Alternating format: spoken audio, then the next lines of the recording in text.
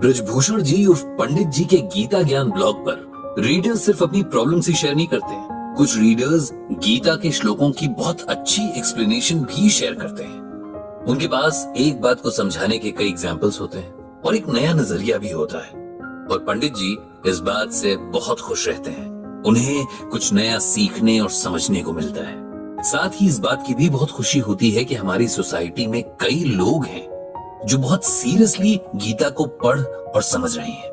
आज पंडित जी इतनी सहजता से दूसरों से मिले ज्ञान को समेट रहे हैं, लेकिन हमेशा से ऐसा नहीं था। एक वक्त था जब उन्हें खुद पर, अपने ज्ञान पर घमंड हो गया था और वो अपने आगे किसी को कुछ समझते ही नहीं थे। फिर उन्हें कोई ऐसा मिला जिसने उनके अहंकार को चकनाचूर कर दिया। ये तब की बात है जब पंडित जी ने श्रीमद् भागवत गीता को पढ़ना और समझना शुरू ही किया था। कुछ ही टाइम बाद उन्हें लगने लगा कि उन्हें बहुत कुछ पता है। कुछ लोग रट लिए थे, उनके अर्थ बस समझे ही थे। रियल लाइफ में कहां अप्लाई होंगे, कैसे अप्लाई होंगे, इस बारे में कोई अंदाजा नहीं था। जब कोई इंसान नया नया कुछ सीखता है तब शो ऑफ करने का बड़ा शौक रहता है। जो मिल जाए, जहां मिल जाए, उसे इंप्रेस करने की जल्दबाजी रहती है। हालांकि ये बहुत बड़ा ज्ञान है, लेकिन तब इतनी समझ ही कहां होती है।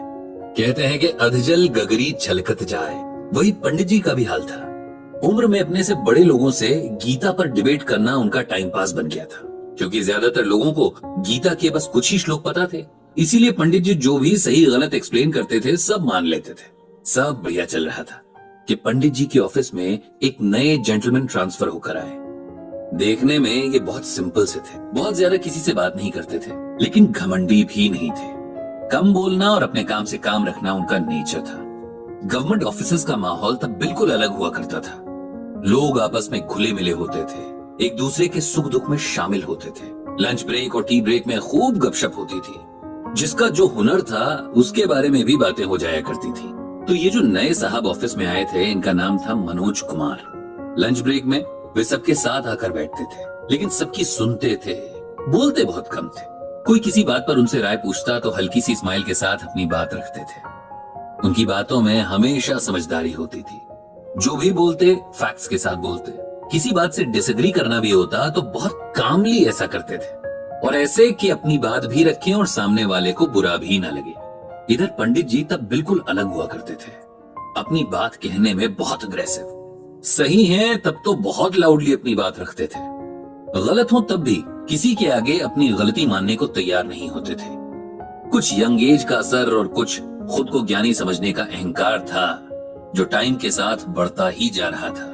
एक बार ऑफिस में एक ऐसी घटना घटी जिसने पंडित जी को एकदम बदल कर रख दिया। ये घटना कुछ इस तरह से थी। उनके ऑफिस में गवर्नमेंट की किसी योजना पर काम हो रहा था। इस योजना को 10 साल पूरे हुए थे और इसमें बहुत अच्छा काम हुआ था, इसीलिए सबको अप्रिसिएशन मिला था। ऑफिस में एक प्रोग्राम भी होने वाला था जिसमें कोई मिनिस्टर शायद चीफ गेस्ट बनने वाले थे, इसीलिए सबको अलग अलग जिम्मेदारियां दी गई थी। ऑफिस के सभी एम्प्लॉइज मिलकर तैयारी कर रहे थे। कोई सिंगिंग तो कोई अपनी पेंटिंग के हुनर दिखाने वाला था। पंडित जी को उनके बॉस ने कहा था कि वे गीता के श्लोकों पर कुछ ऐसा प्रोग्राम तैयार करें जिसमें रियल लाइफ सिचुएशंस में गीता ज्ञान को कैसे अप्लाई करना है ये सिखाया जाए। पंडित जी बड़े खुश थे कि उनकी नॉलेज की चर्चा उनके बॉस तक पहुंच चुकी है। उन्होंने एक छोटा सा प्ले तैयार किया था जिसमें कुछ कैरेक्टर्स को अलग अलग प्रॉब्लम्स थी और वो उनका आंसर ढूंढने पंडित जी के पास आते हैं। फिर पंडित जी उन्हें गीता के श्लोक सुनाकर उनका मतलब समझाते हैं और उनके डाउट्स क्लियर करते हैं। मनोज जी ने जब ये आइडिया सुना तो उन्हें बहुत पसंद आया। उन्होंने भी पंडित जी से इसमें शामिल होने के लिए रिक्वेस्ट की। पंडित जी ने कहा कि अगर उन्हें ये आइडिया पसंद है तो बिल्कुल वे इसमें कोई भी रोल प्ले कर सकते हैं। इधर बाकी सब तो अपने अपने पार्ट्स की रिहर्सल कर रहे थे, लेकिन पंडित जी को खुद पर इतना घमंड हो गया था कि उन्होंने अनाउंस कर दिया कि वे ऑन स्टेज ही प्रॉब्लम सुनेंगे और वहीं आंसर देंगे। उन्हें कुछ भी पहले से रट कर जाने की जरूरत नहीं है। सब लोग पंडित जी के कॉन्फिडेंस की तारीफ कर रहे थे। जिस दिन प्रोग्राम था सब लोग सुबह सुबह ही ऑफिस पहुंच गए थे। चीफ गेस्ट के वेलकम की सभी तैयारियां पूरी हो चुकी थी। सही टाइम पर प्रोग्राम शुरू हुआ। चीफ गेस्ट भी आ गए थे। सब लोगों ने अपना अपना काम बहुत अच्छे से किया था। सारा प्रोग्राम बहुत स्मूथली चल रहा था। फिर गीता ज्ञान प्रोग्राम की बारी आई। पंडित जी बहुत एक्साइटेड थे। आज पहली बार उन्हें छोटे ही सही लेकिन एक स्टेज से अपने नॉलेज को दिखाने का मौका मिल रहा था। एक दो क्वेश्चंस के आंसर्स तो पंडित जी ने बहुत अच्छे से दे दिए, लेकिन फिर उनकी मुश्किल बढ़ती गई, क्योंकि लोग सच में अपनी रियल लाइफ सिचुएशंस के आंसर्स मांग रहे थे। जैसे उनकी लाइफ इतनी टफ क्यों है, उनके मन को शांति क्यों नहीं मिलती, डिजर्विंग होते हुए भी उन्हें वो सब कुछ क्यों नहीं मिलता जो वो डिजर्व करते हैं, वगैरह वगैरह। एक के बाद एक इतने सवाल के पंडित जी तो परेशान हो गए। उन्हें लगा वो सब भूल गए, जो याद था उसे बोलने में भी हड़बड़ाने लगे थे, नर्वस होने लगे थे।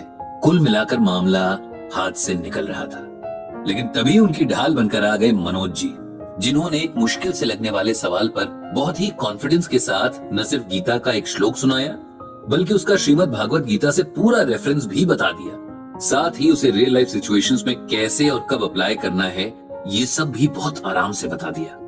कुछ देर तक सवालों का सिलसिला चलता रहा, जिसे मनोज जी ने बहुत अच्छे से संभाल लिया। प्ले खत्म होते ही हॉल तालियों से गूंज उठा था। चीफ गेस्ट यानी मिनिस्टर साहब को भी ये प्ले बहुत पसंद आया।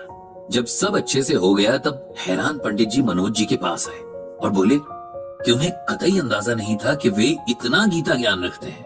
तब मनोज जी ने हाथ जोड़कर कहा कि उन्हें शर्मिंदा ना करें, उन्होंने तो बस थोड़ा सा इधर उधर से सुन रखा था, आज जरूरत पड़ने पर यूज कर लिया।